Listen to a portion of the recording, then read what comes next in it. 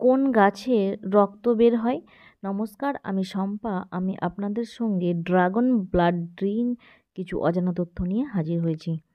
Dragon blood tree বৈজ্ঞানিক নাম ড্রাকানা সিনাবারি। এটি বিশেষ গাছ যা মূলত ইয়েমেনের সোকোত্রা দ্বীপপুঞ্জে পাওয়া যায়। এই গাছটি তার লাল রসের জন্য বিখ্যাত, যা দেখতে রক্তের মতো। এই গাছ কেটে দিলে যেটা বের হয় সেটা দেখতে একেবারে রক্তের মতো লাল। একেই বলা হয় ড্রাগনের রক্ত।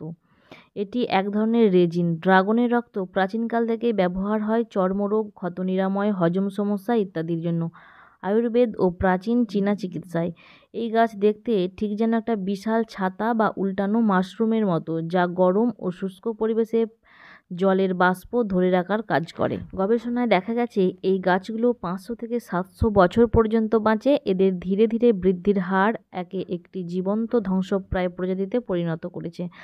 ড্রাগন ব্লাড রেজিন একসময় ইউরোপে লিপস্টিক, বার্নিশ, ধূপ, রং তৈরি করতে ব্যবহৃত হতো। এটি অত্যন্ত দামি এবং একসময় স্বর্ণের চেয়েও দামি ছিল। ড্রাগন ব্লাড ট্রি এখন বিপন্ন তালিকায় রয়েছে। পরিবেশ পরিবর্তন ও অতিরিক্ত সংগ্রহের কারণে গাছটির অস্তিত্ব হুমকির মুখে। প্রাচীন গ্রিক মিথে বলা হয় যে এই রক্ত ড্রাগন খুন হওয়ার পর মাটি থেকে বের হয়, তাই গাছটির নাম ড্রাগন ব্লাড ট্রি নামে পরিচিত। এরকম নিত্য নতুন ভিডিও পেতে চ্যানেলটি সাবস্ক্রাইব করতে পারেন। ভালো লাগলে লাইক করে দেবেন।